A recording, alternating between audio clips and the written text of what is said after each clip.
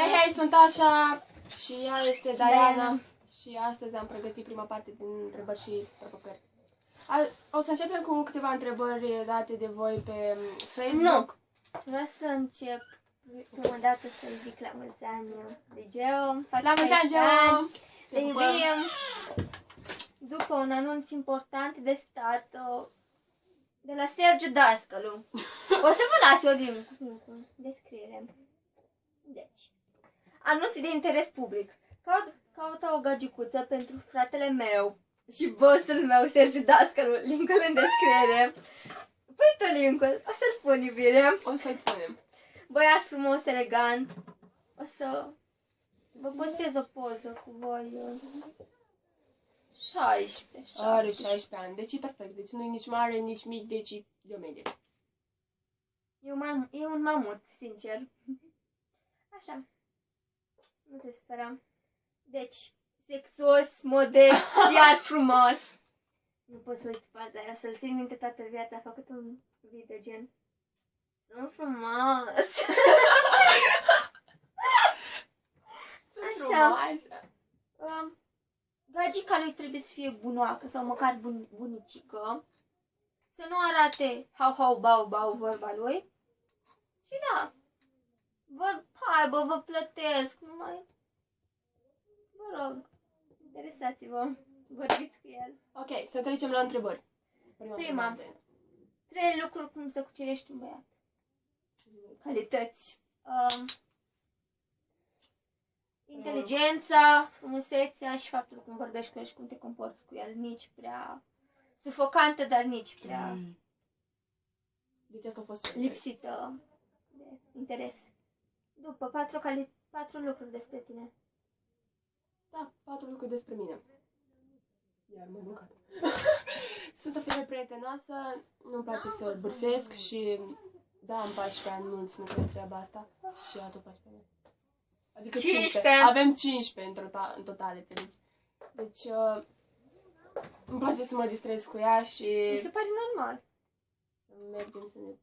Deci eu sunt o fire prietenoasă. Îmi place să cunosc persoane noi și să vorbesc cu acele persoane. Vreau să-mi fure prietena! Salut, Alexandra! Salutul! Ok, așa. Am primit aseară, adică, nu eu am primit, adică a primit Diana o întrebare pe Ask, cât o să țină prietenia noastră. Țină! Țină!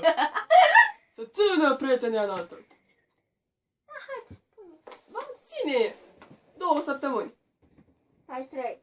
Hai 3, că până o să înceapă... Diana, poți să stai și tu cum trebuie? Mă văd. Diana, nu o să pune pe YouTube. Nu contează, vă salut, mă gândesc. Hai tu zi acolo! Zi! Nu? Ok. Așa și prietena noastră o să țină foarte mult. Nu contează cum arăți și câți ani ai și de unde ești și alte chestii. Bine, chiar dacă ne suntem frumoase. Chiar dacă ne suntem frumoase. Să ne placă cineva așa cum suntem noi. Nu trebuie să ne schimbăm, nu? Da. Te iubire. Și iar plânge fata asta. Deci am filmat de 4 ori până acum și ea a început să plângă când nu afla că noi suntem prieteni. Și-a adus aminte ceva din trecut. Și așa vă salutăm pe toți care sunteți prieteni cu noi pe Facebook. Vă iubesc, bulangilor! Și abia aștept să înceapă școala, să vă văd și să ne distrăm. Eu nu aștept să înceapă școala. O răz profa de fizică, o mor într-o zi. Ok. Și nu i-a arătat da, asta. o să țină prietenia noastră, cum așa. Ok. Și ce să... Băgă a 3-a întrebare. Care era? A 2-a întrebare. Câți iubiți am avut eu și tu? Câți iubiți ai avut? Fără număr! Fără număr! Chiar dacă au fost relații la seara, fără număr! Dar nu serios, relațiile importante au fost 4. Și dacă e să o socotesc pe ăla de care m-am despărțit aseară de el și poate să mă mai împac cu el, dar nu știu sigur, da. Da, în fine, așa. Deci o ținut așa. Dar nu cred că v-ar interesa câte relații am avut, adică nu cred că dacă contează treaba asta. Deci, nu contează. Ea e acum într-o relație. Eu Da. sunt o doamnă singură, gata de petrecut. Bine, hai, bagă altă întrebare. Câți ani avem? Am mai fost? Nu. 15 și a 14. 15 am și eu. Am uitat. După. Ok. După întrebări. Până Să răspunderea. mă pupi de 15 ori. Deci de ce ați dat întrebarea asta? Hai, pupă-mă, ștaci.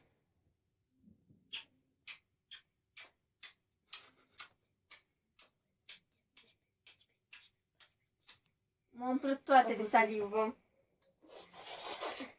Ok, hai să Te continuăm. ling. Ce link! Se numește genunchi. Ok. Ala telefonul nostru. Ne poți da puțin telefonul tău? Ok, mersi mult. Ok. Și am mai primit de câteva ani. Iar am uitat parola la chestia asta. Nu pune parola. Revedeți!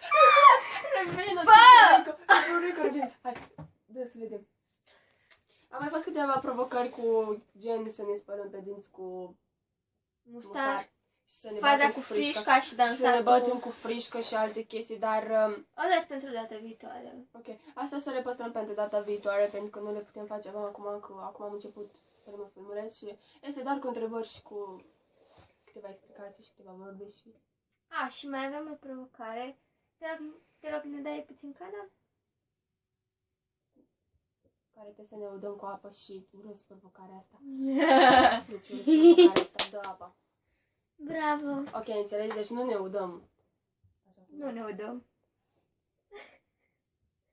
încep tu. Stai, că mă omoară. Dar duceți-vă afară și faceți chestia asta.